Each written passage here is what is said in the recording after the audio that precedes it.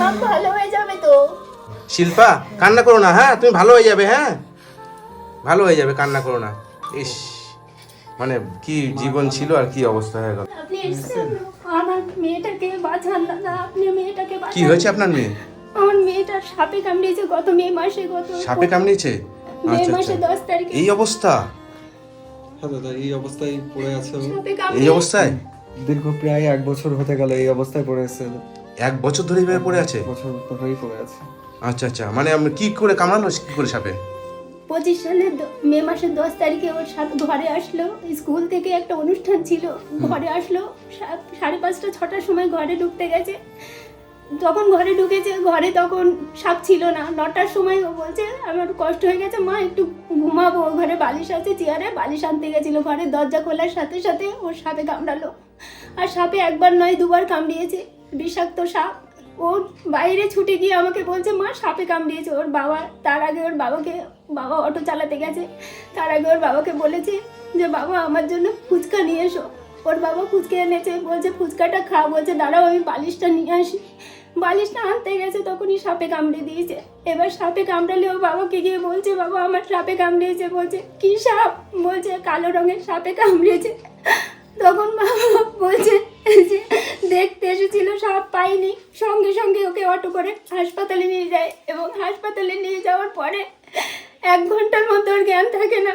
আর সেই থেকে আমরা সারা ওই বনগাঁ হাসপাতাল থেকে শুরু করে সারা কলকাতার হাসপাতালে আমরা ঘুরেছি, নার্সিংহোম, হাসপাতাল। প্রচুর খরচ হয়েছে। খরচের শেষ সময় এসে আমরা পৌঁছে গেছি। মানে আপনার কথা শুনে না আমার গার মধ্যে না শিরশির করে উঠলো। হ্যাঁ, খরচের শেষ সময় এসে পৌঁছে গেছি আমরা। খরচ তো হয়েছে। কি নাম তোমার? কথা বলতে পারে না? না, কথা বলতে পারে না? কথা বলতে পারে না। ডক্টর কি নাম বোনের? বোনের নাম শিল্পা মণ্ডল। শিল্পা মণ্ডল। মানে তোমার বাবা কি করে? আমার বাবা অটো চালায়। অটো চালায়। আর তুমি কি করো? আমি কিছুই করছি না, বোনের এই অবস্থা পড়ে আছে। ও পড়াশোনা আমার করছিল, পড়াশোনা ওর করছিলাম, পড়াশোনা সেটাও শেষ। বন্ধ হয়ে গেছে। আচ্ছা, সবকিছুই বন্ধ হয়ে বোন গেছে। কত অবধি পড়াশোনা করেছে? ওর এবার 12-এ পড়তো। 2026 সালে ও উচ্চ মাধ্যমিকের পরীক্ষা কিন্তু ও সেটাও দিতে পারলো না। তার কয়েক মাস আগে ওর সাপে কামড়ালো। এখানে সাপে কামড়িয়েছে। এখানে এই যে সাপে কামড়েছে, 2বার করে পায়ে সবল দিয়েছে।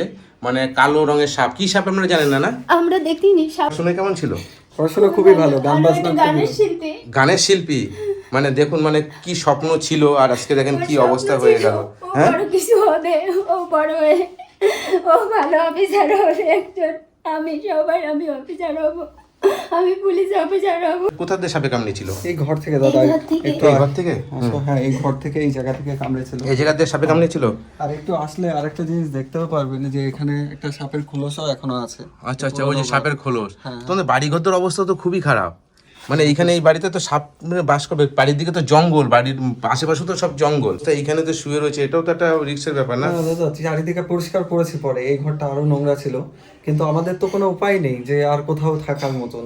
ওয়েস্ট বেঙ্গলে তো বলেই দিয়েছে কোথাও ট্রিটমেন্ট নেই, কিন্তু আমরা চাইছি যে ওয়েস্ট বেঙ্গলের বাইরে কোথাও যদি এইরকম পেশেন্টের ট্রিটমেন্ট থেকে থাকে, যেরকম পিজি হসপিটাল বলে দিয়েছে যে ব্রেন ডেথ হয়েছে এমআরআই রিপোর্টে, এই ট্রিটমেন্ট এখানে হওয়া সম্ভব না।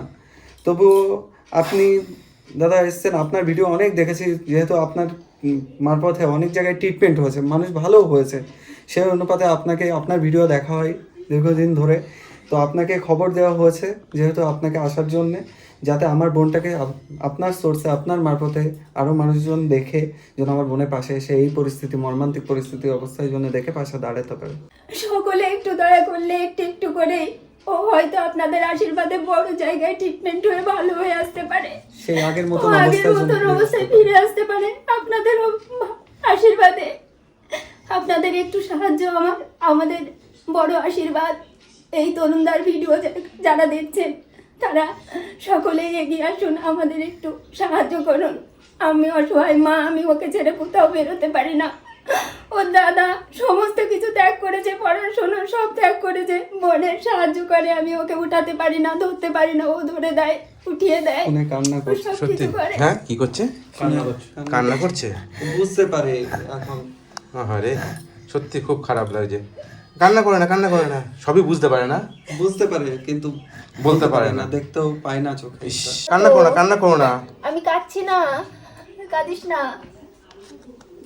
আমি কাঁদছি না মা, আমি কাঁদিনি, একটুও কাঁদিনি। আমি কাঁদছি না তো, আমার মা ভালো হয়ে যাবে তো, ভালো হয়ে যাবে, আমি কাঁদবো না, তুমি ভালো হয়ে যাবে, তুমি ভালো হয়ে যাবে সোনা, তুমি ভালো হয়ে যাবে।